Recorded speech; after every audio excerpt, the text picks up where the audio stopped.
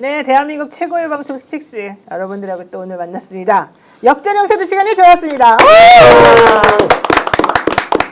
네, 오늘 방송 시작하기 전에 우리 정기한 대표가 오늘 방송의 컨셉은 어처구니 없다 이거다. 어처구니 없는데 웃기도록 하자 뭐 이제 이런 건데요. 네, 어처구니 없는 대한민국 얼마나 웃긴지 한번 이따가 심도 깊은 토론 한번 해보도록 하고요. 오늘 정말 대단한 분들 나오셨습니다.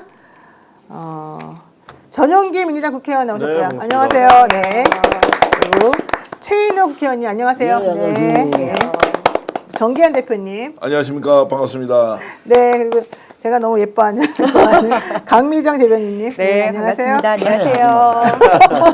팬인지 질투심인지 요건 좀 따져봐야 할 거예요. 왜 질투심을 제가 느껴요? 나이로 보면 질투심의 나이는 아닌 것 같고 나이 차이 많이 나죠, 두 분. 얼마 안 많이 나요. 나죠. 안 납니다. 나이 차이도 많이 날 뿐더러 왜 아니 강미정 대변인이 그렇게 대답을 해버리면 네, 그 듣는 놈이 변사 섭섭하죠. 나이 차이 별로 안 난다 그러면 거의 언니 동생으로. 왜 중간에서 이간질 시키는 거예요? 아 예. 아니, 대표라는 사람이 원래 자기 방송의 패널과 진행자 사이를 저런 식으로 이간질 시키나? 네, 잘 받아들여야 됩니다. 예. 진짜. 네. 말 조심하겠습니다. 네, 오늘 또 정말 여러 가지 일이 많이 벌어졌기 때문에 오늘 한번 또 방송에서 우선 이 얘기 한번 해보겠습니다. 문재인 전 대통령 제3자 뇌물죄도 아니고 그냥 뇌물죄로 피의자로 완전히 이제 됐어요. 검찰 기소 피의자도 아니지 피고인이죠 이제는. 문재인 대통령 그동안 되게 점잖게 이 상황에서도 너무 어처구니 없고 화가 날 것 같은데도 불구하고 직접 반응을 잘 안 하고 계셨는데 오늘 드디어 판문jas고 황당하다. 윤석열 탄핵에 대한 보복이냐 이런 얘기까지 지금 하셨거든요. 그러니까 정치권에서 어떻게 보고 계십니까? 이러니까 개콘이 망하지라고 평가하는 것 같습니다. 네. 실제로 너무나도 황당무계한 사건 아니겠습니까? 그러니까요. 사위의 월급이 장인어른의 뇌물이 되는 이런 사실 말도 안 되는 일들이 자꾸 벌어지고 있는 게 저도 오늘 이 방송 직전에 윤건영 의원님 만났거든요. 네. 너무 화가 난다 이거 어떻게 해야 되냐. 그리고 윤건영 의원도 어떻게 뭐 방법이 없는 거예요. 이제는 사실 많이 화가 나 있는 상태가 돼버렸습니다. 그러니까 화는 나는데 아니 화나는 건 뭐 디폴트고 그렇죠. 예, 이제 그 다음에 왜 그러냐 앞으로 어떻게 될 거냐 이런 거 따져봐야 될 건데 저는 기본적으로 이거는 무죄가 나와야 된다 법률적으로 생각은 하는데 또 워낙 이상한 일이 많이 벌어지니까 최인호 의원님 어떻습니까? 예, 뭐 그거 참 황당하기도 하고 좀 황당하죠. 배락 기소다, 위법 기소다 이래 하지만 이 계획 기소.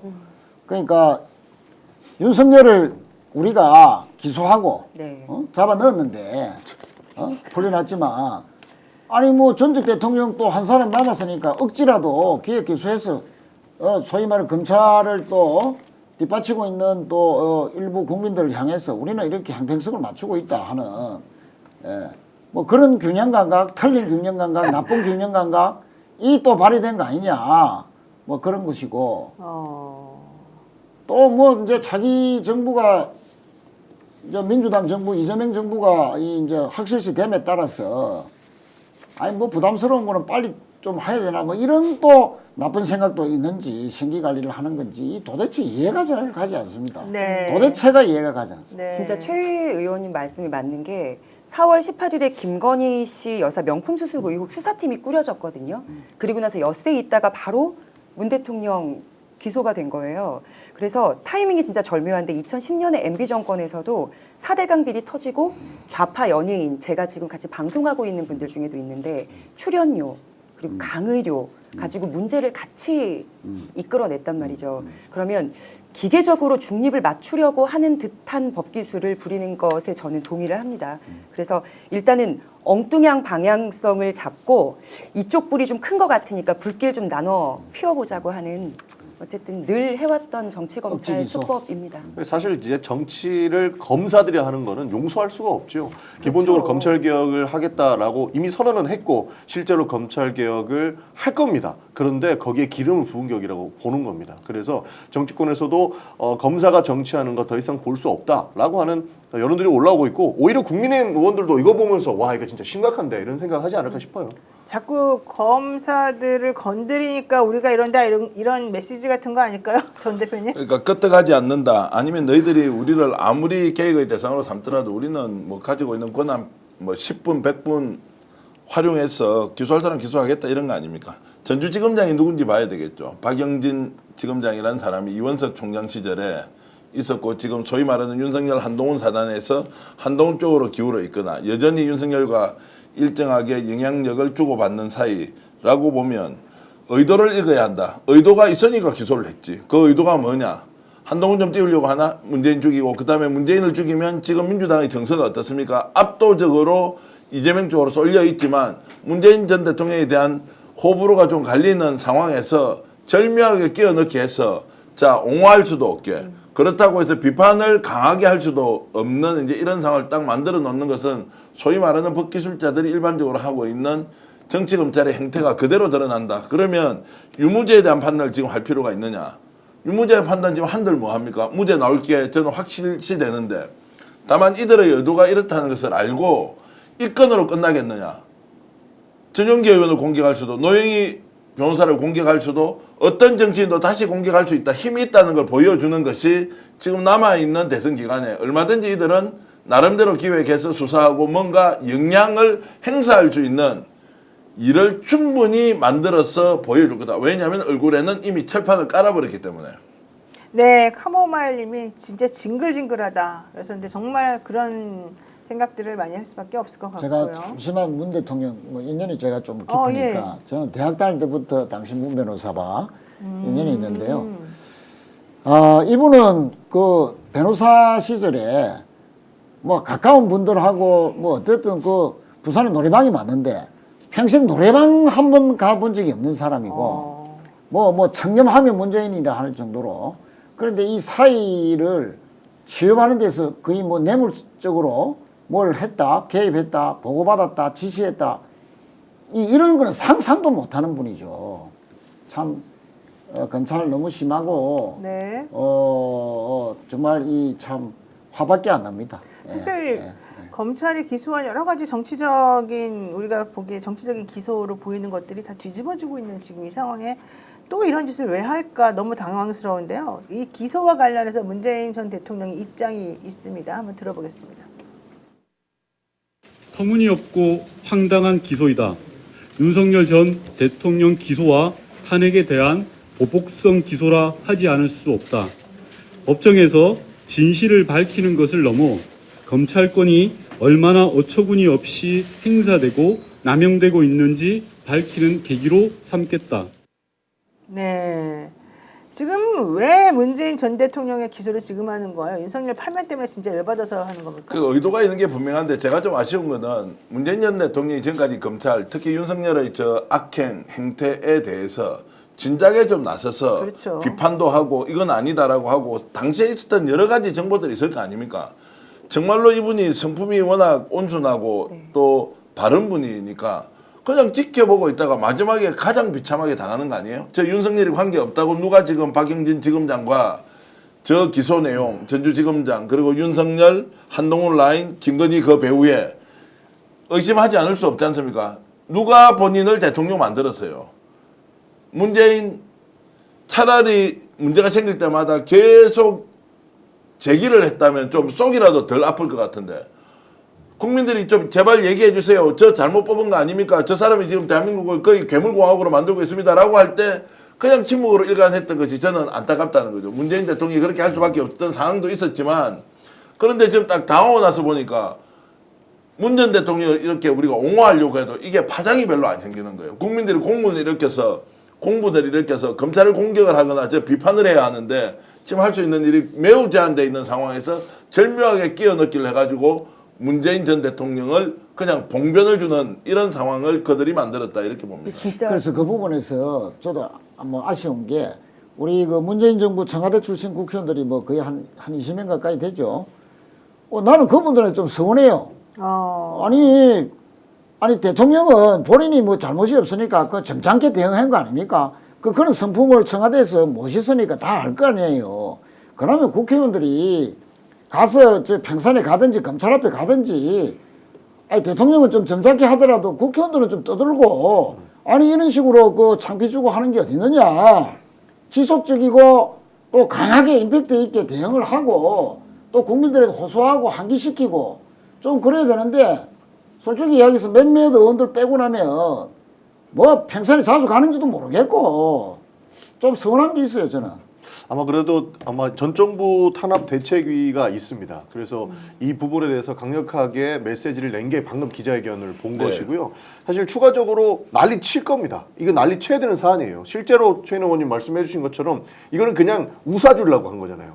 실제로 코끼리는 생각하지 마. 마치 문재인 전 대통령이 문제가 있는 것처럼 국민들한테 낙인을 찍는 효과로서 약간의 포토라인을 세우는 느낌을 줬기 때문에 이거는 100% 우사라고 보는 거고 아마 앞으로 더 난리칠 거다. 저는 그렇게 보고 있습니다. 네. 자, 그래서 이제 저런 그 제가 아까 이름을 이제 그 박영진 지검장이나 담당 검사가 누군지는 모르겠어요. 이름 기억하고 있어야 된다. 이들이 공격할 때는 무자비하게 공격하고요. 그리고 문다희 씨 같은 경우에 잘못이 있는 것과 이것이 노출돼서 한 개인의 인생을 거의 파탄 수준으로 몰고 가버리지 않습니까? 자, 에어비앤비에서 우리가 지금 많은 사람들이 일종의 공유 뭐 저 숙박 시설을 하지 않습니까? 그 사업자 등록을 안 내준단 말이에요. 그런데 이건 딱 콕 집어가지고 야, 그 사업자 등록 없앴는데 너 2년 3년 그러면 제주도에 그 조사 한번 해볼까요? 대한민국에 동해안 바닷가 조사 한번 다 해볼까요? 부산에 에어비앤비처럼 한 사람이 얼마나 많습니까? 그걸 제도화시켜서 세금을 내도록 하거나 아니면 이것을 아예 막아서 못하도록 하거나 해야 하는데 사실상 이게 사문화되어 있는 법처럼 다 하고 있는데 아 이제 문다에 걸렸으니까 너 주고 봐 이러면서 마치 불법으로 숙박업소를 운영한 것처럼 몰고 가면서 하지 않습니까? 이게 현실과 얼마나 동떨어졌느냐라는 걸 보면 전형적으로 검찰이 특정인을 죽일 때 그래서 저는 이름을 외워놓고 이 사람이 어떤 악행을 저지르고 있는지를 국민이 기억하고 심판해 주지 않으면 이런 일은 거듭 반복될 것이다 라는 말씀을 제가 드립니다. 그래서 검사들 이름하고 얼굴하고 공개해야 된다. 네. 실제로 이 사람들이 어떤 것이 있는지 아마 국회에서 지난번 이름하고 얼굴 공개해야 된다니까 난리 났었습니다. 안 된다고. 본인들도 떳떳하지 않은 거예요. 이거는. 그렇기 때문에 이름하고 얼굴을 달고 본인의 명예를 본인이 지키게끔 제도화를 시켜야 된다고 보는 겁니다. 국민의힘 의원들하고 지금 검찰하고 사실 아직까지 조금 이렇게 연결고리가 있다고 생각하는 게 김정숙 여사 타지말 방문도 문제 삼았고 비행기 타고 갈 때 황제 대통령 없이 여사 혼자 갔다고 또 문제 삼았고 그걸로 지금 고소된 국힘 의원들도 있고요.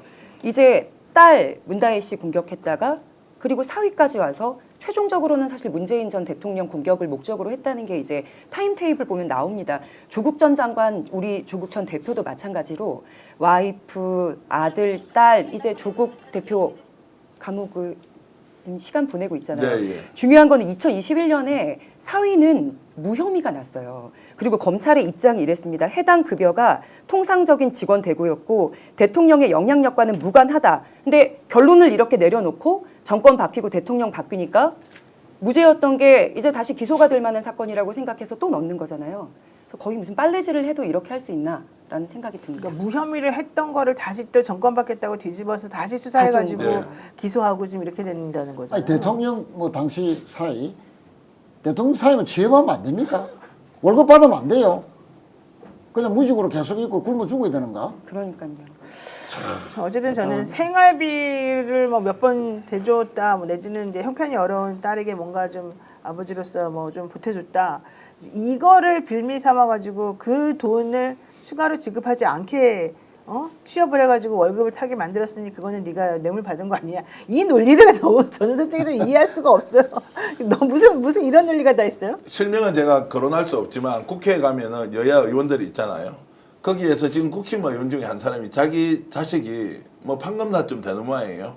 장관한테 직접 전화해가지고 우리 애 여기 있는데 이거 정당이 달라요.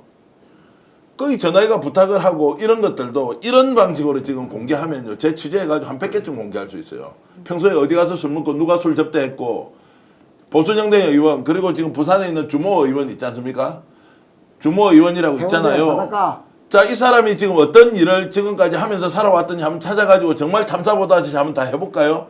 이 사람은 진짜 견딜 수 있겠어요? 제가 이 말씀을 드리는 것은 이런 식으로 사람을 공격하면서 상대를 죽여서 이익을 보려면 정당한 내용 가지고 관점이 다른데 이것은 충분히 가벌성이 있다. 법적으로 책임을 져야 한다. 이런 것은 관점에 따라 다를 수 있어요.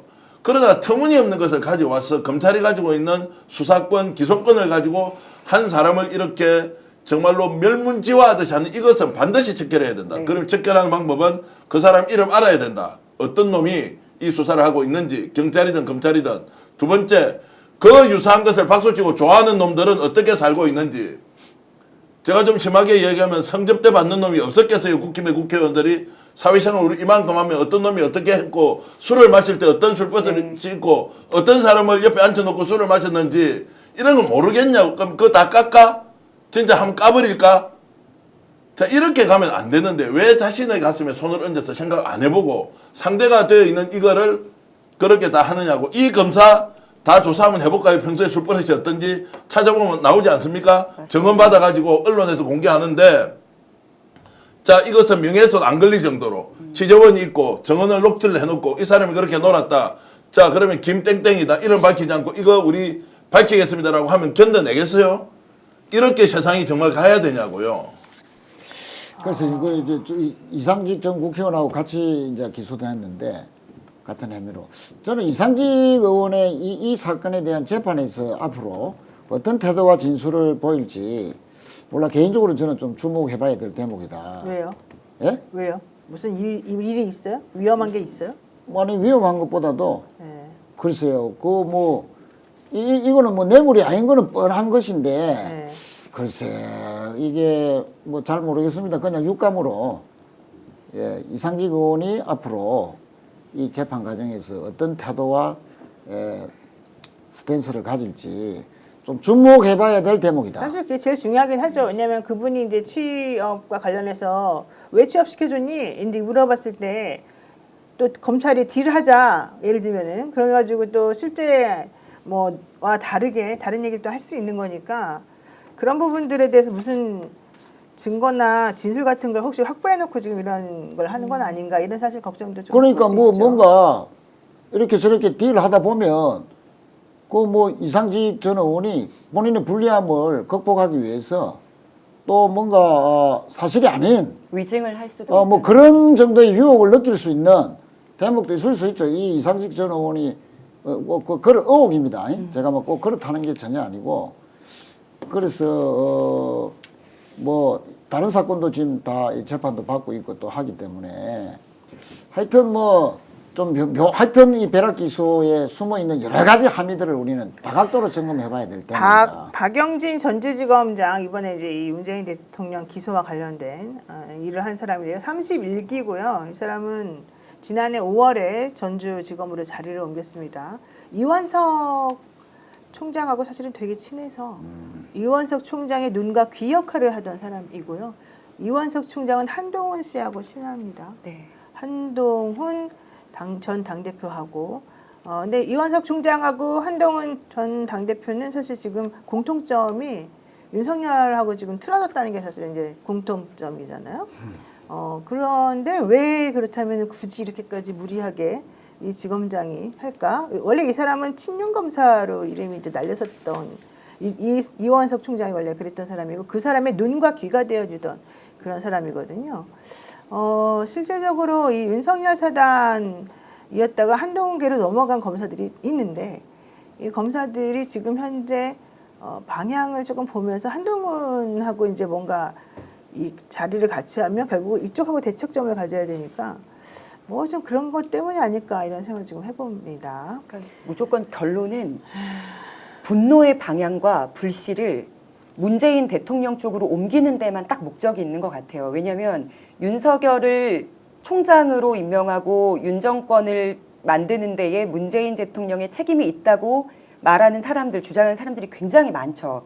그러면 문재인 대통령에 대한 공격을 민주당이나 야권에서 과연 보호를 할 것인가를 생각했을 때 그 화력은 좀 떨어지니 우리에게 분노하는 그 화력을 문재인 대통령 쪽에 넘기려고 하는 의도처럼 보입니다. 왜냐하면 지금 검찰 조사 안 했죠. 소환 통보 없었죠. 그쪽 변호인한테 입장도 안 들었죠. 그리고 나서 기소한 거기 때문에 그렇게 충분히 의심해보죠. 네, 핫듀 유튜브님께서 민주당 흔들기라는 게 너무 뻔한데 가만히 있을 수도 없고 나설 수도 없고 상황이 좀 애매하다 이런 얘기하셨어요. 이거는 싸워 나가야 되는 거죠. 싸워 사실상 나가야 돼요? 누가 봐도 문제가 있는 그런 기소 아니겠습니까? 검찰이 정치를 하고 있는 건데 이거를 방치할 수는 없는 것이죠. 실제로 민주당을 향해서 민주당을 흔들려고 하는 것이 저희는 뻔하다고 보기 때문에 이거는 강력하게 싸워 나가야 된다. 그리고 이 부분을 지적을 명확하게 해주지 않으면 검사들이 또 자기가 얼마나 또 잘난 체를 하겠습니까? 이 부분을 네. 바로 잡아야 됩니다. 자, 어쨌든 그런 상황에서 그럼 김건희 씨 수사는 지금 되고 있냐? 이게 좀 궁금한데요. 제가 이제 어제 그 아크로비스타 앞에를 제가 지나갔는데 그때는 김건희 수사해라, 디올백 수사해라, 윤석열 뭐 구속시켜라 이런 그 데모하시는 분들이 되게 많았었어요. 그 아크로비스타 앞에 이 법원 쪽으로. 근데 또 반대 검찰청 저쪽 이 서초대로 있는 검찰청 쪽에는 또 이제 그 반대되는 사람들이 그냥 엄청나게 시끄럽게 모여가지고 이 집회 시위를 하고 있었어요. 근데 이제 오늘은 여전히 그 윤석열 라인에 있는 윤석열 지지하는 사람들은 시위를 했는데 이 김건희 씨나 뭐 이 사람에 대해서 수사해라라고 하는 그분들은 오늘은 안 보이더라고요. 그런데 이제 어쨌든 국민들은 그럼에도 불구하고 이 김건희라는 사람이 왜 수사를 안 받고 있느냐, 검사 제대로 해라 이제 이런 얘기를 계속 하고 있는 지금 상황이 됐는데 이번에 대통령 기록관장이 김건희 디올백에 대해서 기록물 확인을 해줄 수 없다, 뭐 이런 또 대답을 해서 매우 황당무계한 지금 상황이 됐습니다. 자, 윤건영 의원님 얘기를 한번 들어보겠습니다. 김건희 여사와 관련된 디올백 기록물로 지정되어 있습니까? 저희가 지금은 확인하기 어렵습니다. 22년에 수령한 거라면 당시에 생산 기록물 현황에 보고되어야 되는 거 맞죠, 관장님? 지금 맞습니까, 아닙니까? 기록물로 관리된다면 그렇게 하는 게 아니, 맞는 기록물로 말씀입니다. 관리된다면이 아니라 그렇게 발표를 했잖아요, 용산에서. 용산에 어떤 말 했는지 제가 잘 모르겠습니다. 아니, 관장님은 대통령 기록관 관장이에요. 용산에서 그런 발언을 한 걸 모른다는 게 말이 됩니까? 논란이 되고 세상을 뜨뜻하게 한 디올백인데 그 디올백이 생산 현황에 보고돼 있어야 되고. 네, 저 뻔뻔한 태도들 저는 잘 모르는데요. 이 얘기는 어서 많이 본 얘기 아닙니까? 박성재 법무장관도 저런 식으로 대답했고 많은 사람들이 나와서 저렇게 대답을 하거든요. 뭡니까 도대체? 저것도 증거인멸 해당하는 거 아닙니까 저거? 기록물이 만약에 없다면, 예? 저기 디올백이 가짜 디올백을 기록물에 했을 수도 있다는 그때 의혹이 나왔었잖아요.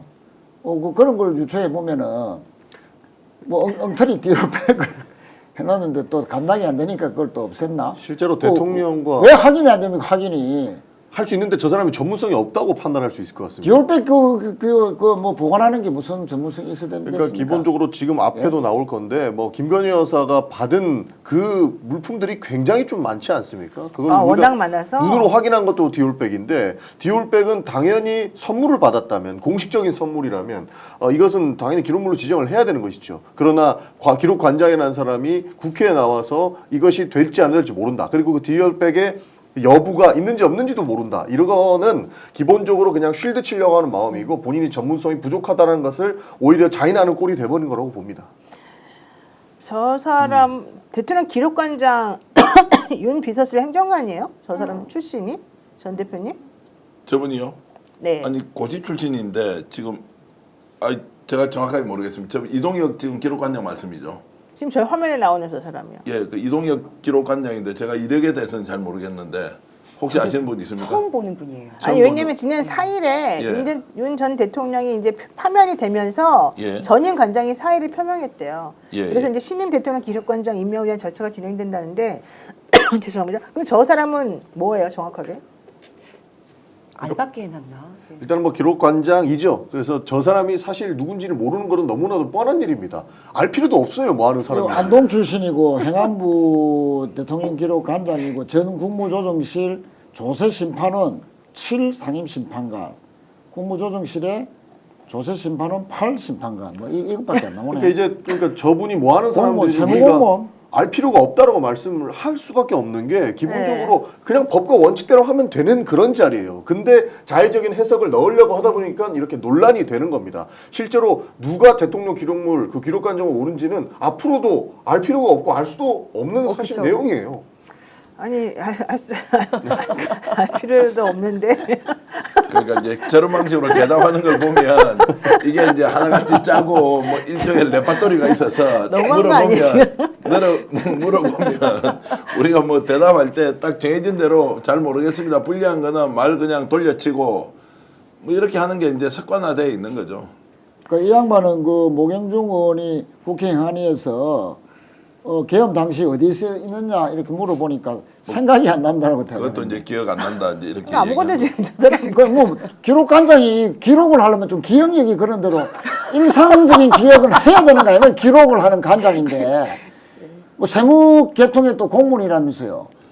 자, 그러니까 이제 깝깝한 사람들이네. 정권이 깝깝한 바뀌어서 분들이야. 혹시 이제 수사를 받거나 이러면 자기는 이제 법적 처벌을 피해 가야 되는 모든 방법을 가지고 시인도 부인도 하지 않으면 결국 뭐 증거가 불충분해서 정리정돈이 훨씬 자신에게 유리하게 될 것이라 이렇게 생각하지 않겠습니까? 이제 이런 사람들이 지금 뭐 기록관장으로 있는 거고 할 말이 없으니까 지금 우리가 이제 말을 뭐세 못하는 뭐 이유가 기본이 되는 사람이야지 생각이 안 왜냐하면 노인 난다. 여사가 갑자기 방송국에 나가면서 저 사람 누구예요 이러니까 윤건영 의원한테 디올백 어딘지 다 생각하고 있는데 저 사람 누군지 갑자기 하니까 이 사람 이러면 제가 이제 이동혁 관장이라고 아는데 저분을 우리가 조사해서 사진 아니 온 국민이 다 기억하고 있는 그거를 12.3 계엄 때 기억이 안 난다 하면 무슨 기록관 관장입니까? 그 사람이. 이동혁 기록관 관장이 원래 올해가 정년이에요. 그래서 12월이 되면 나가야 되는데 지금 4월 달에 갑자기 얼마 며칠 전에 자기 그만두겠다고 해가지고 새로운 신임 이제 사람을 다시 뽑기로 했대요. 그리고 이제 행정관 출신 중에 넣겠다고 네, 그래서 하니까 이 사람이 대통령이- 아예 증거인멸 전문가다 그렇게 갈 것이다라고 우려하고 있는데 정리됐나 봐요. 그 법적으로 영부인 명품 수수한 거는 처벌 대상 항목 자체가 없기 때문에 그것도 없고 기억도 안 나고 그럼 디올백은 뭐 지워지는 역사 그러니까 보는 우리가 거죠. 사실 알 필요가 없다라고 하는 이유도 딱 정해진 대로 기록만 하면 되는 자리 아닙니까?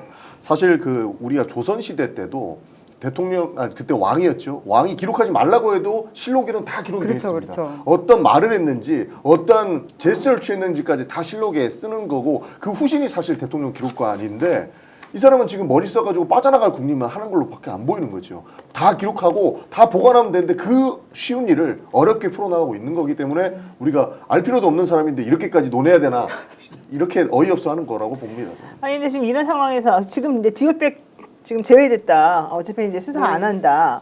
그런데 삼부토건 주가 조작 의혹을 또 수사한다 그러면서 그래서 김건희는 또 빠졌다는 거예요. 김건희랑 이정호 이 두 사람은. 여전히 힘이 있다는 거 아니에요. 여전히 힘이 있고 누군가는 배후에서 이런 것들을 이제 조정하고 있다는 게 이제 하나 이제 뭐 증거로 나오는 거라고 저는 보고요. 그런데 그런데 이제 이복현 금감원장이 이렇게 하는 거예요. 근데 사실은. 아니 그러니까 네. 이복형이 그렇게 한다고 하더라도 얼마만큼 이제 덮고 갈 수 있느냐라는 것에 대해서는 저는 이제 반대쪽 생각이죠. 하나하나 다 드러날 것이다. 그것이 특검이든 상설특검이든 아니면 경찰의 특수본 수사든 드러날 것이고 이제 본격화되는 분위기이기 때문에 덮을 사람 덮더라도 다 덮고 끝낼 수는 없다. 그리고 김건희 수사가 본격화되는 신호가 계속 나오는데 그것이 외부적 조건으로는 이제 한동훈이 좀 부상하고 있다, 한풍이 분다라고 하는 국민의힘 경선과도 무관하지 않다라는 생각이 있기 때문에 덮고 가더라도 끝낼 수는 없을 거다. 계속 파고 나온다라고 저는 그게 봅니다. 지금 자막에 삼부토건 의혹 인물들 자금 추적자를 일체 검찰에 넘겼다 하면서 이제 특정 인물의 조사 결과를 넘겼다고 이복현 금감원장이 말은 했거든요. 네. 그러니까 여기서 말하는 특정 인물은 이종호 그 전 블랙펄 인베스트먼트 대표하고 김건희 씨를 말하는 건데 그 자료를 넘겼다고 하면서도 고발자 명단에는 또 그 둘은 뺐단 말이죠. 공범으로 언급된 사람 둘을 어떻게 이렇게 근데 뺄수 있는지. 뺐어요. 그래서 고위 공직자라 공수처로 보내려고 그러는 거예요. 그래서 이상하다고 이제 우리가 네. 물어보니까 이 이복현 씨가 이복현 금감원장이 하는 말이 이 사람들에 대해서 고발할 내용이 현재까지 확인되지 않았다. 금융당국이 적절하게 판단을 했는데 제3자적 관점에서 객관적으로 점검할 수 있게 그냥 자료는 내가 보내주는데 우리는 이 사람들을 고발해야 된다는 것을 찾지 못했다. 이렇게 지금 대답을 하고 있습니다. 그러니까 되게 이상한 무슨 말인지 못 알아듣겠어요, 솔직히. 그러니까 말해서. 뭐 검찰이나 검찰 출신이나 금감원장이나 다 이제 봐주기 그러니까. 뭐 이런 건데 그러니까 우크라이나 재건 사업에 그 같이 조나모죠. 그 양반 이제 같이 데리고 갔고 또 우크라이나 대통령 부인이 또 한국에 또 오고 네. 또 MOU도 수시로 또 체결하고 그래서 주가 띄우고 뭐 그래가지고 이제 시세에 이렇게 차익을 했다는 건데 그 최해병 관련 그때 해병대 방에서 내일 3부 체크하고 네. 이종호가 그러니까 그게 이제 그 단톡방이 알려져서 아니 그 3부라는 게 그 3부 통은 말하는 거 아니냐 이렇게 이야기하니까 그때 무슨 거짓말 했습니까? 군 골프장에 갔는데 골프 1부, 2부, 3부 뭐 골프 그거 뭐 약속 제대로 됐는지 체크한다 했는데 근데 군 골프장은 3부가 없다는 거 네, 아닙니까? 임성근 증인이 나와서 또 또 그대로 그랬다는 얘기해 줬죠. 거죠. 언제 뭐 사실 거짓말을 하는 것 같은데 이제 이거 뭐 특검으로 우리 전용기 의원님이 반드시 빨리 해야 되겠지만 그 이복현 원장은 그 뭐 검찰 있을 때 주가 조작 사건이나 뭐 이런 거 잘한다고 해서 그 이제 금감원으로 원장 시켜줬다고 그때 임명에 변이 있었지 않습니까? 뭐 이런 거 보면은 전혀 전문가답지 않는데요. 실제로 이 정부가 전문성을 다 포기했다고 볼 수 있는 거죠. 그러니까 금융수사 해봤으니까 금융 전문가다 해가지고 앉힌 거 아닙니까? 모든 게 이렇게 이루어지고 있기 때문에 아까 대통령 기록관장도 저런 황당무계한 소리를 하고 있는 것 같은데 결국 답은 나와 있는 것 같습니다. 내란 종식시키고 특검하는 수밖에 없다. 그러니까 우크라이나 그 부분은 조나무 띄우려고 각본은 김건희가 쓰고 조연을 윤석열 한 거 아니냐. 그거 아닙니까, 그죠? 네. 예, 참 답답하기도 하고. 그러니까 이제 막바지에 오니까요. 네. 검찰을 명확하게 확실하게 특검을 통해서 제압을 못하고 있는 상황이죠. 수사의 주도권을 특검이 가져갔어야 되는데 한 번도 통과 못하고 이제 42일 남았지 않습니까? 이 기간 동안에 집단적으로 증거인멸을 하거나 봐줄 거 봐주고 기소할 거 기소하고 고발할 거 고발하면 이거 사실 수사기관에서 정권 바뀌고 다시 조사를 할 때 듣고 만 것을 다시 꺼지면서 하기가 현실적으로 쉽지 않은 걸 너무 잘 알고 있죠.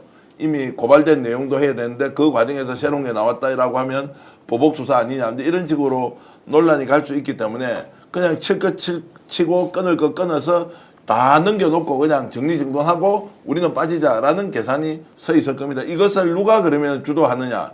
저는 기획자가 있다고 늘 이야기하는 편이고 전체적으로 이것을 관망할 수 있는 사람은 수석 출신 중에 한 명이 있다는 거 아시지 않습니까? 네. 그렇게 해서 검찰 전체적으로 이렇게 정리정돈을 지금 하고 있다. 정말로 네, 답답하죠. 정말 답답하고요. 또 하나 답답한 얘기가 좀 여러분들한테 알려드릴 거는 이거죠. 윤석열 씨가 지금 내란죄로 형사재판을 받고 있는데 두 번째 기일에서 계엄 당시 인식에 관해서 증인들의 얘기를 들어보겠다고 하면서 누구를 불렀냐? 최재해 감사원장, 박성재 법무부 장관, 이창수 서울중앙지검장 등을 증인으로 신청하겠다고 지금 나섰어요. 이 사람들을 증인으로 신청해서 무슨 얘기를 지금 듣겠다는 건지 이건 뭐 너무 뻔해서 게다가 지금 이상민 행안부 지금 이 행안부 장관 이 사람에 대해서도 하겠다고 지금 나서고 있는데요. 이상민 씨 같은 경우는 지금 수도 없이 누군가하고 이렇게 연락을 주고받았었다는 게 또 지금 드러나고 있지 않습니까? 도대체 이게 뭐 하자는 짓입니까, 이 사람들은? 지금 아직도 자기가 대통령인 줄 알고. 내란이 아직도 안 뭐 끝나고 부르는 거지 진짜. 다 불러서 법무부 장관, 뭐 행안부 장관 했던 사람 다 불러가지고 당신들 내 앞에서 그냥 바른 소리 해봐. 바른 소리 해봐 하는 게 있다. 거짓말해라 이런 거 아니겠어요? 그러니까 뭐 계엄을 할 수밖에 없는 이유가 있다. 뭐 이런 네. 주장하려고 하는 거 아닙니까? 그런데 네. 그 내용들도 어차피 헌법재판소에서 조목조목 모두가 탄핵당한 그 상황이에요. 그럼에도 맞아요. 불구하고 지금 이렇게 이어가려고 하는 것 같은데 내란은 끝나지 않았습니다. 저 사람들이 다 청산될 때까지 우리가 마음을 놓으면 안 된다는 말씀을 드리고 내란 싶습니다. 재판 과정에서 이렇게 증인 신청하면 판사는 거의 다 받아줍니까? 어떻게 됩니까? 아니 원래는 잘 안 받아주죠. 그렇게 오랫동안 하면서 막 피곤하게 하고 뭐 중앙부원하고 별로 관련성 없으면 당연히 안 받아주는데 지금 윤석열 씨한테는 끌려가고 있는 상황이기 때문에 다 받아주나 봐요. 저는 그래서 이게 되게 이상하다는 이 거죠. 이창수 지검장 같은 경우는 국회에서 탄핵 소추돼서 물론 기각 결정이 났지만 탄핵돼서 올라간 게 그 이유가 김건희 씨 주가 조작 봐주기 조금 불공정하게 수사했다는 거거든요. 그런데 마음 같아서는 윤석열은 심우정을 더 부르고 싶었을 것 같아요. 아니면 국무위원들을 싹 다 모아서 한번 여기서 잡들이 한번 하고 그리고 나에게 좀 유리한 증언을 끌어내고 싶었을 것 같습니다. 네. 이 장면에서 그 지금 내란 수사 정인으로 이창수 중앙지검장을 이렇게 한 것은 내란 수사에도 압박을 가는 것도 있지만 돌려치기 아니겠냐. 지금 맹태균 수사도 하고 있잖아요. 또 다른 뭐 지금 주가 조작 사건도 지금 하고 있는데 야 내란 수사에 딱 오게 해서 다른 이 맹태균 주가 조작 이 부분을 말은 안 하지만 눈 부릅뜨고 딱 지켜보면은 그거니 뭐 이거 빨리 해가지고 구속시키거나 특히 김건희 빨리 구속시키면 안 돼 하는 그런 또 우회적인 압박일 수도 있겠다.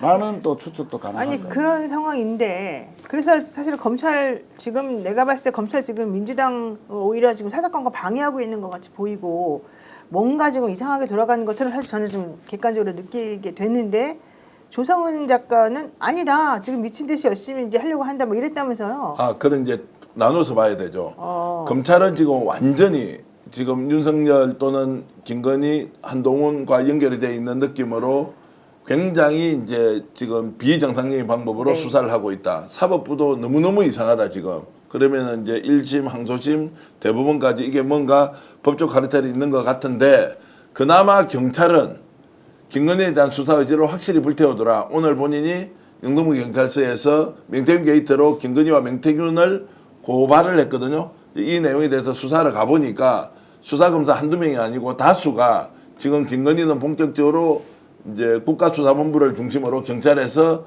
수사를 시작했다. 절대 여기에서 물러서거나 이런 일 없으니까 걱정 안 해도 된다라는 발언을 했다는 거예요. 자, 한번 싱크 한번 들어보겠습니다. 지금 조성은 씨 싱크가 있어요.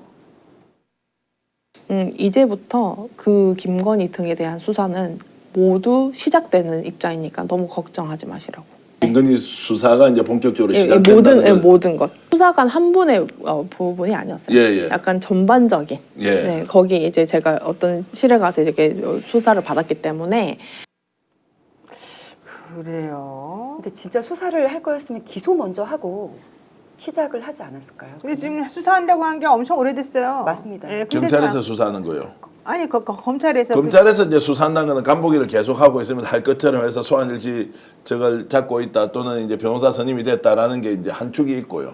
지금 이제 경찰에서 지금 이 김건희와 관련된 것은 이제 수사 권한이 있기 때문에 적극적으로 나서서 고소고발이 아마 수십 건이 이제 돼 있을 겁니다. 이걸 가지고 이제 하나하나 찾아서 하는데 오히려 검찰보다 빨리 경찰에서 김건희 소환을 할 수도 있다라는 이제 전망을 해볼 수 있겠더라고요. 그런데 결국에는 못 믿는 게 문제 아닙니까? 사실 경찰이 수사하는 것은 충분히 믿을만하다고 봅니다. 근데 기소 독점권을 가지고 있는 검찰이 또 무슨 짓을 할지 모른다. 네. 그래서 이 내란은 사실 특검으로 갈 수밖에 없는 상황이라고 저는 봐요. 김건희 여사와 둘러싼 이 의혹들도 결국에는 살성특검, 상설특검 임명만 하면 되거든요. 그래서 상설특검을 통해서 특검하고 검찰이 같이 서로가 견제할 수 있는 상태를 만들어주지 않으면 우리가 다 수사 다 해놓고 아무리 많은 증거가 차고 넘치게 나오더라도 나중에 실제로 기소가 진행이 안 돼버리는 이런 상황을 사실 걱정하게 되는 것 같습니다. 2차 탄핵 소추할 때 그때 그 대법원장 추천도 받아가지고 그때 내란 특검 했어야지요. 아 진짜 그 아쉽다 아쉬워. 받아 주었음에도 불구하고 임명을 안 해버리는 네. 이런 상황이 그건 반복되고 나중에 있는 받았잖아. 그때 했어야 돼. 그러니까 지금 검찰의 행태를 보시라고요. 국민을 전혀 의식하지 않잖아요. 뭐 국민의 검찰 무슨 법치주의 이런 거 뭐 다 이제 해봐야 너무나 이제 뭐 허황한 이야기인 거고 지금 하는 거 보라고요. 자 이재명이 압도적 1등으로 대통령이 될 가능성이 높고 차기 정부가 눈앞에 보이는데도 검찰은 눈 하나 깜짝하지 않잖아요. 그러면서 오히려 조직적으로 움직이면서 뭔가 판을 뒤흔들어 보려고 하고 누군가를 밀 것처럼 하고 정치적 탄압이라는 거를 이제 이렇게 감행하고 자 이게 지금 대한민국 현실이라는 거예요. 그러면 우리가 이제 어떻게 대처할 거냐. 40일 동안은 이런 부러지면서 저 사람이 저짓했다고 이야기하는 것 외에는 실제로 수단이 별로 없어요. 그런데 조직적으로 나서서 이렇게 공격을 하니까 와 정말 어처구니가 없다. 결론이 뭐냐. 국민을 의식하지 않는다. 국민을 위한 검찰이 절대 아니다라는 것을 다시 한 번 더 국민들한테 보여주는 거라고. 저는 사실 이 정부가 하는 일들을 전반적으로 다 멈추게 해야 된다고 봅니다. 지금 외교 문제도 있고 이 수사권과 관련된 내용 그리고 지금 공공기관의 알박기가 엄청 심각하거든요. 심심하고 있죠. 예. 기재부의 공훈위가 또 열려서 알박기를 한다는 거 아닙니까? 지금 그래서 최초에 지금 나오고 있는 것들이 뭐 황당한 뭐 강원랜드, 마사회 이거 지금 전부 다 교체하려고 공훈위를 하고 있다는 미쳤구나, 거거든요. 진짜. 그래서 이 부분들 전부 다 막아야 된다. 하나씩 말씀드리면 외교 부분 지금 저 한덕수 권한대행이 나중에 어떻게 책임지려고 본인이 지금 총대 메고 외교 관리를 하고 있죠. 또 포주기의 가능성이 있고 옛날에 마늘 파동처처럼 네. 또 굴욕 외교를 할 수 있기 때문에 막아야 되고 두 번째 수사도 못 믿겠다라는 겁니다. 상설특검이라도 임명을 바로 해서 우리한테 최소한의 믿음이라도 줘야 되는데 그 또한 하지 않고 있기 때문에 무엇을 숨길지 모르는 상태다. 그리고 세 번째 공공기관 알박기는 이거 난리치고 있는데도 불구하고 사실 국민적 공분이 좀 덜 나왔거든요. 근데 강원랜드라든지 마사회라든지 그리고 공공기관 이것만 있는 건 아닙니다. 엄청 많은 기관장들을 인사하려고 하고 있고 심지어 뭐 이사, 감사 이런 사람들 것까지 보고 있는 거기 때문에 더 우리가 공론화하고 이 문제제기를 세게 해야 된다. 그 이제 그 새 정부 들었으면 국회가 공공기관장 또 상임감사 등 임명할 때 임기를 같이 맞추도록 네. 예. 뭐 그거는 우리 정부가 들었으면 그 부분은 걱정 안 해도 되잖아요. 그렇습니다. 해당 법안도 그거는 실제로 검토 우리 중입니다. 전 의원님이 좀 적극적으로 나서가지고 지금 하고 있다는. 네. 그게 책임 정치의 하나의 일환이죠. 맞습니다. 네. 자, 이제 이런 상황에서 이재명 대표 재판이 전원합의체로 넘어갔고 거기서 이례적으로 너무 속도를 빠르게 지금 평의까지 오늘도 지금 하지 않았습니까? 이런 일이 벌어진 것에 대해서 민주당 의원 모임이라고 더 여민이라는 모임이 있죠. 여기서 오늘 의원회관 국회 의원회관에서 토론회를 열었다는 겁니다. 그러면서 정치 검찰은 보복을 이어가면서 우리 민주주의를 뒤흔들고 있는데 이러면 안 된다 이제 이런 주장을 해왔다는 거고. 물론 이제 반면에 국힘에서는 잘하고 있다 이제 이런 얘기 좀 하고 있는 것 같은데 민주당은 지금 이 상황을 어떻게 보고 계시는 거예요? 사실 저는 국민의힘 의원들한테 한마디만 하고 싶은 게 언제까지 검찰이 당신들 편일 것 같냐. 이렇게 지금 정치권 전역에 대해서 칼을 들이밀고 있는데 자기 편이라고 착각하고 있다고 저는 생각합니다. 기본적으로 언제든지 자신들에게 칼을 들 수 있는 조직이라고 저는 보는데 그래서 언제까지 당신들 편이겠느냐는 말을 꼭 하고 싶은 거고 검찰이 이러한 무리한 수사를 하고 있는 것들을 계속 견제구를 안 해주면 견제구를 던져주지 않고 토론회를 통해서 공론화시키지 않으면 이 사람들 선을 많이 넘을 거라고 보기 때문에 법사위에서 지속적으로 지적을 하는 것이고 더여민에서도 그 차원의 일환으로 검찰의 무리한 수사와 무리한 기소권 남용을 지적을 하고 있는 것이다. 실제로 네. 저희도 굉장히 좀 유심해 보고 있다. 이렇게 봐주면 좋을 것 같습니다. 근데 하나 이제 소식을 알려드리면 검찰이 지금 이렇게 윗선에서는 뭐 윤석열하고 지금 같은 길을 가면서 거의 목숨 걸고 그냥 윤석열 지키면서 우리도 한번 여기서 어떻게 비벼보자 이러는 취지인 건데요. 젊은 검사들은 우리 여기서 빠져나가야 된다. 이 조직은 이제 더 이상 미래가 없다. 이렇게 생각을 해가지고 검사 엑소더스가 엄청나게 많이 벌어지고 있답니다. 특히 이제 민주당이 집권할 가능성이 매우 높기 때문에 이제 이런 상태가 되게 되면은 검찰 조직 해체하고 이 청의 위상을 기소청으로 그냥 전락시켜버리기 너무 뻔하니까 퇴직을 지금 신청한 사람이 3명이면 그중에 1명이 10년 차 이하. 그리고 이제는 야근을 해도 특활비가 제대로 지급이 안 되지 않습니까? 게다가 수사 환경이 악화되고 정치 압박이 맞물리니까 조직에 미래가 없다. 그리고 우리 너무 창피하다. 이런 것들 때문에 지금 못 살겠다 그런다는 거예요. 그래서 1분기 퇴직검사가 40명이래요. 너무 많아요. 사실 이게 네. 굉장히 안타까운 거죠. 이 검찰이라고 해서 우리가 모두를 비판하지 않지 않습니까? 네. 기본적으로 굉장히 열심히 일하는 97% 이상의 그 일반 검사들은 엄청 그 많은 일에 쌓여 있습니다. 실제로 밤 늦게까지 서류 검토해야 되고 실제 범죄자를 잡기 위해서 엄청난 노력을 하는데 그 사람들 말고 1, 2% 안 되는 그 3% 이내의 특수통들 때문에 그렇죠. 검찰 조직 전체가 지금 망가지고 있는 거 아닙니까? 사실 저는 뭐 오로지 나쁘다고만 안 봅니다. 왜냐면 부끄러워야 해요. 부끄러워야 그런 짓을 안 할 것이라고 보기 때문에 그런 부분들이 긍정적인 측면도 있다고 봅니다. 네. 네, 어쨌든 그래서 지금 정치권이 추진하고 있는 이 공수청 설립, 검찰개혁 조직, 그러니까 검찰 조직을 개혁하려고 하는 이제 논의 이런 것들 때문에 스트레스가 너무 많다. 우리 열심히 하려고 했는데 우리 얘기는 하나도 안 들어준다, 인정 안 해준다. 이래가지고 자존심이 너무 상했다, 뭐 이런 얘기를 하면서 그냥 칼퇴하겠다, 뭐 사건이 되거나 말거나 이런 사람들이 있고 로펌으로 빨리 옮겨야 된다. 한 살이라도 젊을 때 이런 얘기하는 사람이 있고 법조 경력 7년만 세우면 이제 판사로 전직할 수 있거든요. 그러니까 법조 경력 7년만 채우고 판사로 가겠다. 이제 이런 사람들이 되게 많고 아무리 열심히 노력해도 더 이상 우리는 이제 과중한 업무, 보상 없는 희생 그리고 들어오는 거는 욕밖에 없는 이상한 도저히 견딜 수 없다. 뭐 이런다는 것 같아요. 아주 좋은 현상입니다. 예, 좋은 현상이에요. 아니 예. 검찰 떠나는 사람 아니 그게 이제 검찰에 대한 반성이고 선배 검찰 일부 아주 그 기득권 검찰에 대한 반항의 또 다른 모습 아니겠습니까? 그 젊은 검사들이 그런 문제의식을 가지는 것은 남아있는 또 검사들이 제대로 수사를 하든지 또는 검찰 개혁이 왔을 때 협조하고 그때 가서 또 본인들이 뭐 진로를 판단하겠지만 뭐 이런 것은 검찰 개혁이 왜 필요한지를 또 다르게 증명해주는 한 단면이라고 생각합니다. 다른 관점에서 보면 그 서울법대 내란과 뭐 출신들 이렇지 않습니까? 그러면 서울법대 내란과라고 이제 최강욱 의원이 늘 말씀을 하시는데 서울법대 출신 중에서 좋은 사람 90% 이상이겠죠.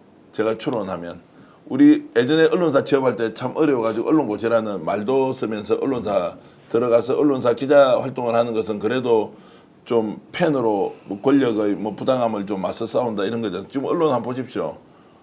그중에 다수 언론인은 최선을 다한다고 얘기하겠지만 저는 이제 그런 것들이 통용되어서는 안 된다. 이제 의원님 말씀에 동의를 하면서도 검사 예를 들어 특수부 검사가 조직 정치를 망치면 그 나머지 검사들이 일어나서 그 특수부 검사들을 제지하거나 어떤 식으로 비판하거나 해야 되죠. 그래야 조직의 내부 자정이나 이런 게 있는데 그게 사라졌다면 저는 검찰 조직이 없어지는 게 맞다는 거. 검찰 조직이 왜 필요합니까? 왜 필요하죠? 경찰이 훨씬 더 지금보다 잘할 수 있다고 하면 거기 맡겨야 되죠. 아니면 그것도 아니면 제3의 수사청을 만들어 진행하면 되죠.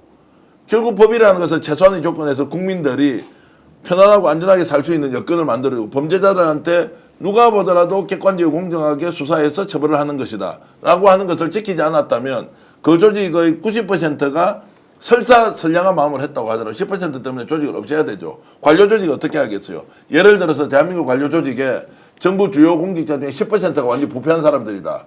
그러면 90%는 괜찮으니까 이 관료 조직까지 가자 할 수 없다고 저는 생각을 하기 때문에 우리가 이제 검찰 이야기만 하면 검찰의 다수 검사들은 최선을 다한다. 이 말이 오히려 이 사람들의 지금까지 관행, 잘못된 점을 보호해주거나 또는 묵인해주는 효과까지 있었다고 보면 이번 기회에 잘 됐다. 싹 정리해라. 라는 제가 말씀을 좀 드리고 사실 싶습니다. 저도 100% 공감합니다. 예. 그러나 이제 기관이기 때문에 그 정도로 뭐 말씀드렸다. 아주 원론적인 말씀을 드린 거고 실제로 윤석열 구속 취소되고 나서 아무도 반성 안 했습니다.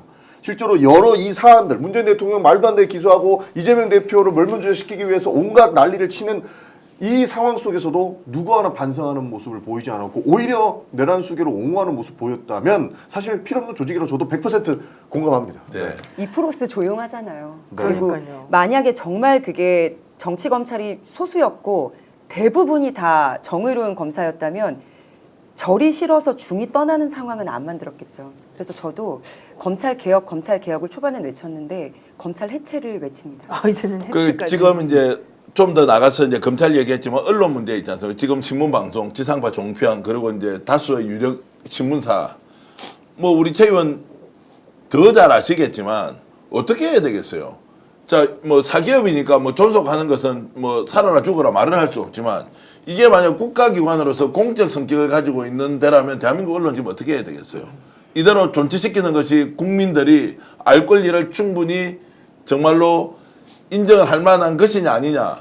나는 검찰 조직보다 더 먼저 언론부터 없앨 수 있으면 없애야 돼. 근데 그렇게 할 수 없죠. 언론은 민간기업이고 거기에서 자율적으로 편집권의 독립 그리고 보도의 자율성을 확보해야 하지만 지금 언론 보시라고. 이게 언론이 대한민국이 지금 정상으로 돌아갈 수 있는 기회가 얼마나 많이 있었어요. 윤석열이 파면된 상황에서도 여전히 기계적 중립이라는 이름으로 윤석열이 어쩔 수 없이 했다고? 이렇게 계속 옹호하는 근데 그건 내 말이 아니야. 상단대 들어보니까 그렇게 얘기해서 전달해줬다라고 하는데 실제로 자 윤석열이 왜 내란을 일으켰습니까? 왜 비상기업을 했습니까? 정말로 반국가 세력 때문에 한 거 맞습니까? 선거 부정 때문에 한 게 맞습니까? 이거 인정하는 보수 언론인들이 개인적으로 물어보죠. 단 한 명도 없습니다. 김건희 때문이다. 뭔가 무속적으로 영향을 받았을 거. 다 그렇게 이야기하는데 겉으로는 반국가 세력 척결하려고 자 민주당이 출탄핵을 했기 때문에 어쩔 수 없이 이 논리를 막 떠들어대니까 잘 모르는 사람들은 거기에 동조해가지고 거국단 세력이 돼서 바깥에 나오고 있는데 이 언론의 잘못은 그럼 얼마나 크냐. 맞습니다. 이런 말씀을 드리고 싶은 거예요. 기자 하나하나의 잘못이라기보다는 저는 언론은 사주 책임이라고 생각하는데 사주에 대한 뭔가 진상규명, 책임을 묻는 거를 국회나 여의도에서 지금까지 강력하게 한 적이 없다고 생각해요. 그러면 이거는 지금 민주당이든 조국혁신당이든 국민의힘이든 간에 한 번도 정말 뒤집어지게 우리가 지금 검찰개혁한 것처럼 언론사 사주를 상대로 강력한 메시지를 혹은 법안을 낸 적이 있는가. 이 부분은 저는 반성해야 된다고 생각합니다. 네, 이런 상황에서 또 판사들도 지금 불만을 터뜨리고 있습니다. 법원행정처가 지난 11월 중순에 용역 보고서를 서울대 연구단인가 산학협력단에다가 맡겼어요. 법관에 대한 부당한 외부적 부담의 요인이 무엇이냐, 그리고 법관을 보호하려면 어떻게 하면 되겠느냐, 이제 이런 것들을 연구하라고 했는데 이 보고서에 따르면 특정 사건 재판하면서 외부 압력을 받은 적이 있다는 판사가 전체의 한 절반 정도를 차지를 했다는 거예요. 그리고 압력 빈도가 어떻게 되냐 그랬더니 뭐 1년에 한 번 정도 이런 사람이 제일 많았지만 반년에 한 번 혹은 한 달에 한 번 느낀다 이런 얘기도 사실 했고요. 특히 형사사건 할 때 이런 것들이 많이 문제가 된다고 얘기들을 했고 특히 정치인 등 공인이 당사자이거나 사회적 이슈가 됐을 때 많이 부담이 된다. 그리고 정말로 외부 압력이 들어오더라. 이런 얘기를 했다는 거고요. 판결 법관에 대한 언론 정치권의 비난과 압박이 너무 심하다. 신상이 공개되고 악성 댓글 다는 게 너무 못 살겠다. 그다음에 신변에 대한 물리적인 위협, 공격 이런 것들이 있다. 그리고 부당한 좌표 찍기 때문에 못 살겠다. 이제 이런 얘기들을 하는 사람들이 지금 많았다고 합니다. 아, 아니 그 말씀 들으면 우리가 지금 제가 했던 하여튼 말만 다 모아보면 부당한 좌표 찍기 이런 겁니까? 아예 우리를 얘기하는 게 아니라 부당한 좌표 찍기는 이제 보수 쪽에 있는 예. 그 시위하시는 분들이 서부지방법원 폭동 일으키듯이 그랬다는 얘기죠. 예. 그 이제 이 그 소위 말하는 법조인 출신들의 여러 가지 이제 사설 이런 게 지금 사회적으로 다 뭐 현직 검찰 또 법조 뭐 이런 것만 있는 게 정치권에도 변호사 출신들이 너무 많아요. 또 그죠? 맞습니다. 예, 또 국회의원 하다가 대형 로펌에도 가고 우리 노 변호사님도 안 그렇지만 대부분이 이게 좀 동업자의 뭐랍니까 이득이라나 이해관계라 합니까? 네. 이게 우리나라 사회는 과도하게 좀 구조화되어 있다. 네. 다른 나라에 그 물어보면은 변호사들이 이렇게 정치인이고 뭐 국회의원 되고 이런 비율이 훨씬 낮아요. 물론 이제 변호사들이 미국 많지 않나? 아, 미국이요? 네, 아, 미국은 매우 많은 걸로 알고 미국은 또 있는데. 우리나라하고 조금 뭐 네. 다른 상황이긴 한데 그래서 이 우리가 검찰 개혁이라든지 또는 법조 개혁 뭐 또 헌법상의 영장 독점, 기소 독점 이런 거를 할 때 멈칫멈칫하는 듯한 이런 그 여러 가지 장면들이 있거든요. 네. 그런 이런 부분도 한번 우리가 국회도 되돌아보고 네. 직업군이 좀 다양화돼야 된다. 국회도. 네, 맞습니다. 이제는 네. 검찰 개혁을 멈출 수가 없습니다. 반드시 해내. 맞습니다. 자, 여러분들 지금 스픽스 보고 계시는데요. 구독, 좋아요 좀 눌러주시면 좋겠고요. 지금 좋아요 누르신 분들이 3,300분이나 됩니다. 어우, 감사드리고요. 요 얘기를 안 할 수가 없습니다. 지금 한덕수 단독으로 지금 기사가 하나 나왔는데요. 한덕수 채널A에서 나온 기사입니다. 한덕수 이르면 다음 주 중반에 출마를 선언할 것 같다. 이런 얘기 나왔고요. 또 사실 이제 29일 전후로 해서 출마 선언한다는 얘기들이 되게 많이 나오고 있습니다. 이게 이제 아무래도 지금 현재 미국하고 관계가 되는 그 2+2 협상이 이제 우리나라 시각으로는 내일부터 이게 지금 뭐가 좀 활발하게 되지 않습니까? 그러다 보니까 거기에서 뭔가 성과가 있을 것이다라고 지금 보고 있는 것 같고 또 하나 한덕수 씨가 이렇게 아주 적극적으로 나오게 된 것은 지금 국민의힘의 4명의 후보들이 다 자기랑 손잡겠다고 다 단일화 하겠다고 지금 손을 내밀었어요. 홍준표 그 후보를 시작으로 해가지고 그래서 지금 한참 고무가 되고 있고 홍준표 시장하고 이 한덕수 이 대행하고의 지지율이 차이가 없어요. 지금 거의 30%대에서 둘이 왔다 갔다 지금 하고 있는 부분이어서 나 이 정도면 된다. 이제 이런 생각을 지금 하고 있다는 얘기가 지금 들리고요. 그리고 더 좀 이 사람이 개인적으로 화가 나서 사실 더 그런 마음을 좀 갖고 있답니다. 그게 뭐냐면 오늘 국회에서 시정연설을 했잖아요. 이 추경 관련해가지고. 그리고 난 다음에 우원식 의장한테 혼났잖아요. 당신 그런 식으로 하면 안 된다. 완전히 열받았다는 거예요. 그래갖고 우리는 예의를 다했는데 정말 국회 못 쓰겠다. 나 진짜 이러면 가만 안 있겠다. 그러니까 그 전까지는 막 계속 계산하고 막 이랬는데 오늘 그 망신을 당하고 도저히 못 참겠다 이랬다는 겁니다. 우선 그 싱크 한번 들어보고 다시 얘기하겠습니다. 경청해 주셔서 감사합니다. 잠깐 자리에 앉아 계시죠.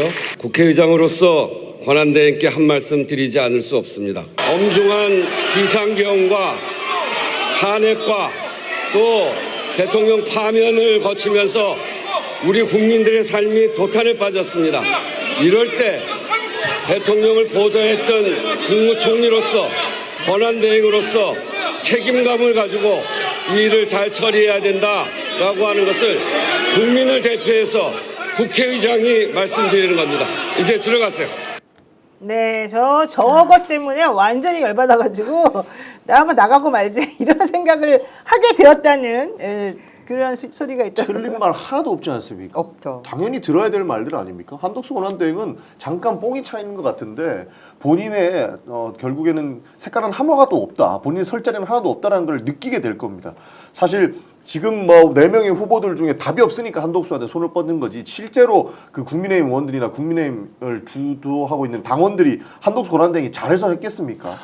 이 잘못 판단하고 있고 결국에는 그 욕심이 본인을 파멸의 길로 이끌 것이다 저는 봅니다. 네. 제가 대한민국에 살고 있으면서 한덕수 국무총리가 지금 현재 저 상황에서 시정연설을 하고 추경하자 저는 국민으로서 모멸감을 느껴서 어떤 표현이 적합할지 모르고요. 그 옆에 지금 목소리 나오지 않습니까? 항의성 막 이렇게 네, 소리가 소리 지르는. 나오잖아요. 저게 지금 국힘의 현실이죠. 저 사람들은 진짜 한덕수가 원칙한테 한마디 들으니까 진심으로 열이 나서 우와 저러면 안 되는데 왜 이렇게 편파적이냐 이게 맞습니까? 아니면 한덕수 앞에서 어쨌든 실드 쳐줘야 되는 이런 상황이라 이렇게 생각합니까? 그러니까 저런 정도의 상황 인식으로 대통령 선거를 치른다?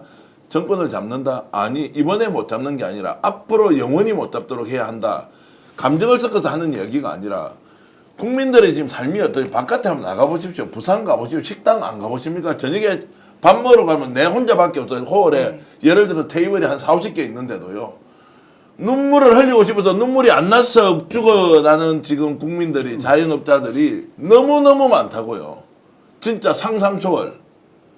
그런데 이 사람들이 지금 저기서 자기들 제비 다 받아가면서 나라가 이렇게 도탄에 빠졌다. 거의 정말로 망하기 직전의 상황까지 가 있는데 부끄러워하지 않고 한덕수 편을 든다고요? 윤석열 이 사람은 더 도란 인간이죠. 지금 나와 국민들한테 미안하다는 소리 한번 해야 될 거 아니에요? 지 때문에 나라가 이마 옆골이 된 거. 이것도 이재명 때문에 잘못된 것이고 문재인 정부 때문에 잘못된 거냐고. 양심이 없잖아요. 최소한의 도리도 하지 않아. 근데 저자가 지금 대통령 권한대행 권한대행을 하면서 대통령 행세하고 나와서 대선 출마를 하겠다는데 어떤 국민이 저 사람을 찍어줘야 되고 혹시라도 그렇게 주장하는 놈을 어떻게 여기서 하늘 아래 같이 살 수 있느냐 이런 생각까지 제가 든다고요. 아니 그래서 제가 한덕수 헌재에서 탄핵 인용해주고 다시 돌아오지 못하게 해야 된다고 그렇게 제가 주장을 했었잖아요. 몇 주 전부터. 아니 그 당시에 그 한덕수에 대한 인용이냐 기각이냐 이거 결정 내릴 때 아무리 봐도 난 이 사람은 정말 헌법 위반이 중대한 거니까 이 사람은 다시 돌아오지 못하게 해야 된다. 그랬는데 헌법 위반은 맞지만 중대하지 않으니까 그냥 내버려 두자 해가지고 사실 돌아오고 나니까 이 엉망진창이 된 거 아닙니까? 그 한덕수가 아까 뭐 열받아서 다음 주에 출마 선언한다는데 제가 보던 진짜 열받은 이유는 오버액션이 있을 줄 알았죠. 본회의장에서 한덕수는 예? 우리 전용기 의원은 안 그러겠지만 혹시 뭐 과한 뭐 말이나 욕설이나 또는 뭐 누가 신발을 던진다든지 오버액션을 기대했는데 전혀 뜻하지 않게 의장님이 탁 정말 토시 하나 안 틀리고 국민이 존엄하게 꾸짖는 이거 보고 이제 완전히 한 방 먹은 거 아닙니까? 그래서 이제 열받았을 거고, 이왕구 또 할 때도, 이왕구 그 지명할 때도 사실 바로 탄핵 들어올 줄 알았겠지. 예, 그거 또 안 하니까, 그거 한 방 먹고, 오늘도 오바 핵심 할 줄 알았는데 한 방 먹고. 그러니까 이제 막 마지막 국무회의 하고 이제 그 다음날 출마 선언한다 뭐 이런 뭐 보던 것 같은데. 본인 계산은 다 틀린 거고 저도 아까 사실 저 막 웅성했었잖아요. 저도 소리 많이 질렀습니다. 당신이 뭘 잘했는데 소리는 그렇게 지를 수 했냐고. 있지. 뭐 실제로 그리고 들어가기 직전에도 우리 의원님들도 분노하시면 그냥 나가라고 했습니다. 기본적으로 나와가지고 괜히 저 사람한테 강력한 액션을 취했다가 괜히 이게 또 언론에서 이상하게 바람 잡아가지고 마치 한덕수가 피해자인 양 이렇게 되면은 오히려 잘못될 수도 있다. 그러니까 분노하시는 분들은 오히려 나가십시다. 네. 라고 해서 크게 소란이 없었어요. 잘했습니다. 우원식 의장이 할 때는 다 국힘 의원들이 저렇게 이제 샤우팅을 했는 거 아니에요? 국힘 의원들이 샤우팅했고 권성도 원내대표나 지도부 등등이 나왔고요. 예, 예. 우리 원내대표나 지도부가 나갔고 저는 제자리에 앉아가지고 여러 의원님들과 같이 그러니까 우원식 들으려고 의장님이 했습니다. 그렇게 준엄하게 꾸짖고 하나라도 틀린 말은 없고 100% 한덕수가 왜 잘못했는가에 대해서 그래 할 때 국힘에서 야유 보내잖아요. 네. 그걸 바라보는 국민들은 바로 오늘 당한 거는 국힘 의원들이고 한덕수예요.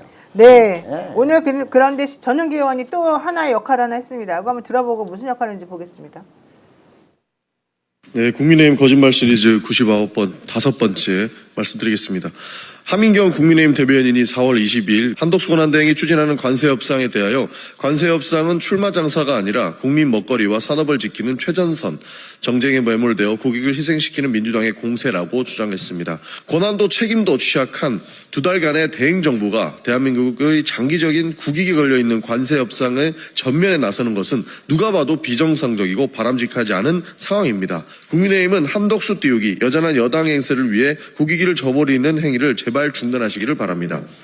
네, 민지파출소 요즘 너무 활약이 대단하신데 지금 보니까 민주당에서는 또 이재명 대표를 겨냥해서 나경원 씨가 드럼통 시연했던 거, 드럼통 속에 들어가가지고 했던 거, 그걸 이제 고발을 했고, 나경원 씨는 또 여기서 맞고소를 지금 한 상황인데요. 어쨌든 중요한 건 이런 식으로 자꾸 가짜뉴스들을 가지고서, 특히 한덕수 씨는 자기가 권한 대행자리에 있다는 걸 가지고 지금 매국적 행위를 하면서 자기가 어떻게 대선 후보에서 뭔가 하면 이득을 보려고 하는 거 아니겠습니까? 이런 상황이다 보니까는 그 사람에 대한 잘못된 추앙이나 잘못된 기사, 가짜뉴스 같은 걸로 그 사람에게 표를 줄 수 있는 상황을 만들지 말아라. 이제 이렇게 얘기하시는 실제로 건가요? 가짜뉴스들을 면면히 보면 기가 찹니다. 저희가 매일 1시 20분에 저렇게 브리핑을 하거든요. 그리고 국민의힘에서 또 무슨 거짓말을 했는지를 하나하나 이야기를 해주는데 정말 거짓말이 기상천외한 것들이 많고요. 뭐 드럼통 논란도 있고 하지만 저는 더 중요하다고 보는 게 과거에 이재명 대표가 소년공 출신이 아니고 소년원이다라고 주장을 해서 실제로 선거법 위반으로 벌금을 맞은 사람들이 꽤 있거든요. 그럼에도 불구하고 그게 지금 다시 올라오고 있습니다. 실제 카카오톡을 통해서 내 알만한 사람들한테 마구잡이로 그 이재명 대표는 소년원 출신이다라고 하는 가짜뉴스를 퍼나르고 있거든요. 할 게 이제 없나 봐요. 재탕에 그 해봤자 이제 안 먹히는데. 이거 처벌 받는다는 걸 명확하게 짚어주셔야 되고 지금 이 방송을 보고 있는 시청자 여러분들도 그런 가짜뉴스가 돌면 그거 가짜뉴스입니다. 허위사실입니다. 하시면 처벌받을 수 있습니다. 라고 딱 끊어주셔야지 그렇게 끊지 않으면 굉장히 많은 이런 허위사실들이 퍼날라질 것이다. 그리고 해당 내용들이 사실인지 아닌지 여부를 보시려면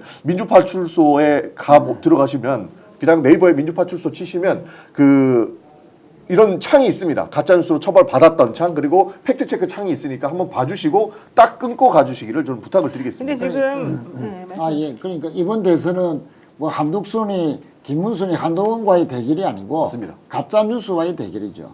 그래서 맞습니다. 아까 내가 검색을 해보니까 오늘 오후 4시 기준으로 총 접수된 게 106,947건. 그리고 매일 한 300건 정도가 올라오더라고요. 그러니까 어마어마하게 지금 신고를 많이 한다는 건데 그건 아주 좋은 현상이라고 봅니다. 자, 근데 이제 어쨌든 한덕수 씨가 막 우리나라 항공사들한테 비행기 좀 미국 비행기 좀 사줘라 막 이런 얘기까지 지금 하고 그래서 우리 정말 돈도 없는데 왜 이러세요 미쳤나 봐 이런 얘기들도 좀 나오고 그런데요. 근데 이 사람을 이렇게 그냥 가만히 내버려도 됩니까? 가만히 둘 수 없죠. 어떻게 하실 겁니까 민주당? 사실요 여러 가지 검토를 하고 있는데요. 저 내란 행위가 지속되면 지속될수록 저는 국민들 다 안다고 봅니다. 그리고 마음 같았으면 10번, 100번도 더 탄핵 소추했을 겁니다. 그러나 저 사람이 100% 똥볼을 더 본인의 욕심에 의해서 찰 것이라고 보고 있기 때문에 유심 깊게 지켜보고 있는 것이고 그의 일환이 오늘 본회의장에서 구원식 국회의장이 정확하게 잘못을 지적한 것이다. 이렇게 봐주시면 좋을 것 그래서 같습니다. 어떤 사람들이 한덕수 너무 기분 좋아갖고 미국 간다 그러면 그때 비행기 탈 때 딱 탄핵시켜버려라 이런 얘기까지 나왔는데 뭐 민주당이 좀 섭섭하게 들릴지 모르지만 이제 시기를 놓쳐서 탄핵하느냐 마느냐 뭐 저 가만히 놔둬도 저 사람의 스타일은 원래 계속 똥볼 탈 거니까 그게 반사이익이 우리한테 온다라고 하는 것은 좀 근시안적 접근이라는 생각을 늘 하고 있고요. 지금 한덕수가 저 행태 그리고 검찰이 저런 행태를 보임으로써 우리가 하루에 지금 국내 총생산이 한 8조 정도 될 거예요. 이게 며칠입니까? 열흘, 한 달, 석 달. 여기에서 우리가 지금 정말로 보고 있는 피해의 총액을 따지면 저는 수십조 원일 거라고 생각을 합니다. 총생산이 줄어드는 것도 있지만 경기도 뭔가 변화, 새로운 좀 희망 같은 게 보여야 뭐 좀 밥도 사 먹고 회식도 하고 뭐 투자도 좀 하고 이럴 건데 이런 게 전혀 이루어지지 않는 것은 실제로 정확한 시기에 탄핵을 하지 않음으로써 생긴 문제다라고 저는 보고 이런 부분이 민주당의 정무적 판단에서 저 같은 일반 시민이 봤을 때는 굉장히 이해가 되지 않는다. 진작에 했으면 정리정돈이 굉장히 많이 됐을 건데 오히려 이만큼 시간을 지체함으로써 우리가 다시 일어섰는데 더 걸리는 시간이 또 이만큼 필요한 거 아니냐라는 생각이 들어서 지금이라도 한덕수가 이제 출마를 해버리면 탄핵도 못 하는 거 아니에요. 제가 한 말씀 더 드리면 자 한덕수 이제 탄핵을 안 하고 출마를 하면 그 다음에 권한대행 누가 합니까? 최상목이 하면서 40일 동안 제가 대통령 행세를 해야 된다고요. 그거 어떻게 그러면 할까? 그때는 이제 대선이니까 최상목 하는 거 그대로 봅니까? 말로만 예를 들어 통상하면 안 된다. 중요한 외교적 관계에 대한 결정하면 안 된다라고 하지만 이거 뭐냐고. 여기에서 오는 피로감은 실제로 탄핵을 하지 않음으로써 민주당이 손해볼 가능성이 저는 더 많다고 보는 거죠. 이미 실기를 해버렸기 때문에 정말로 지나간 버스를 잡는 심정이지만 참으로 안타깝다 이 말씀을 좀 드립니다. 한덕수 씨는 출마 결심을 이미 굳혔다고 하고요. 원래는 다음 주 초에 사퇴를 하고 공식적으로 자기가 나간다는 거 선언을 하려고 하다가 29일인가요? 국무회의하고 그다음에 진출자 국민의힘 경선에서 이제 결선으로 나갈 사람을 이제 뽑아야 되지 않습니까? 그것 때문에 자기가 나가버린다고 하면 오히려 거기에 영향을 미칠 거라고 생각을 해서 29일 이후로 지금 늦춰놨다는 얘기가 지금 나오고 있습니다. 그런데 결론적으로 이렇게 되면은 최상목 경제부총리가 28일 날 돌아와요. 그리고 결선 진출이 29일 날인가 이렇게 30일인가 이때 있지 않습니까? 그리고 국무회의하고 난 다음에 사람들이 이제 종합적으로 판단해가지고 자기가 뭔가 이제 할 수 있다는 판단을 해가지고 특히 지금 후보들 중에 한덕수의 표가 필요한 사람들이 한덕수한테 적극적으로 구애를 하고 있는 상황이어서 지금 사실은 거의 꽃놀이패를 쥐고서 움직이고 있는 지금 상황이 돼버렸습니다. 저희들이 주초에 이제 1일 아니면 이 체코 방문이라는 거 계속 지금 얘기하고 이제 체코 방문하는지 아닌지 한번 봅시다. 지금 뭐 이제 다음 주 일정이 없을 거예요. 원전 원전 도장 찍으러 갔다 와서 한다. 그리고 권땡땡이라는 사람이 동행해서 출마 선언을 할 때 옆에 국힘에서 아주 중요한 인물이 예행 인물이 같이 설 것이다. 이렇게 이제 저희들은 정보를 파악해서 이렇게 공유를 한 적은 있는데요. 방송에서 뭐 나오겠죠. 근데 생각보다 힘은 없을 텐데 대응을 제대로 할 수 있겠느냐 없겠느냐는 것은 오늘 민주당 전현직 의원 두 분이 계신데 진짜 이재명 후보 한 사람한테만 맡겨놓고 이들이 지금 막 흔들어 놓은 거 있지 않습니까?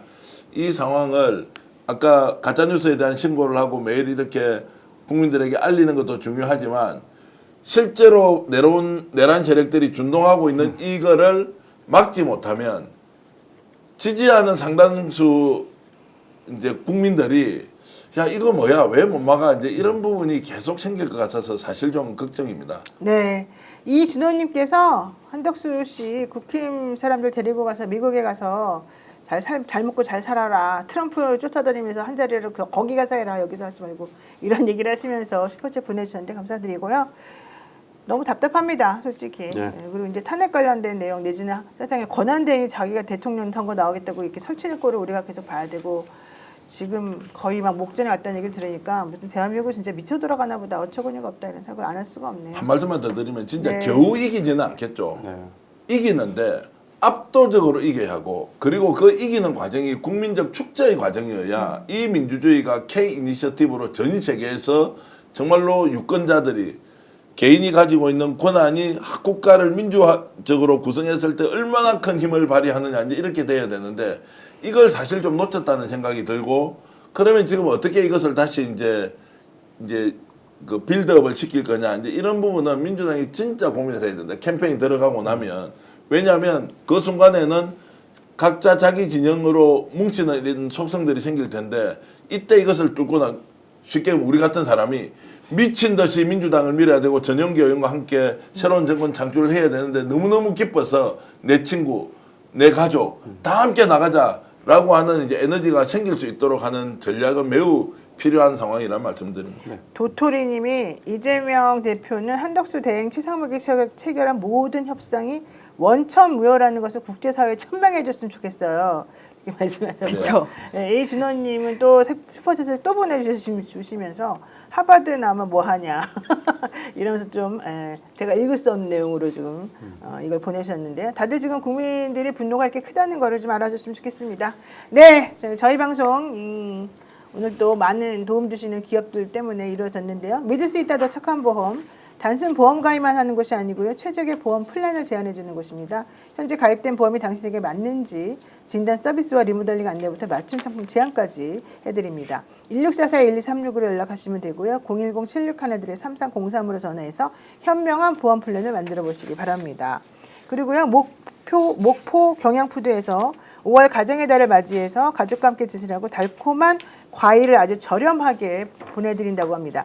꿀참외와 애플 청포도 한정기획으로 세트 초특가 지금 저희들이 상품을 만들어봤습니다. 꿀참외 1kg과 애플 청포도 한 송이를 19,900원에 드립니다. 달콤하고 맛있는 성주 꿀참외 그리고 아삭아삭한 식감이 일품인 애플 청포도 무료 배송이고요. 19,900원. 오늘 주문하시면 내일 막 올라오는 그런 수준이라고 합니다. 가정의 달이니까 화나지만 좀 달콤한 거 드시고 시원한 거 드시면서 스트레스 좀 날려버리시면 어떨까 생각이 듭니다.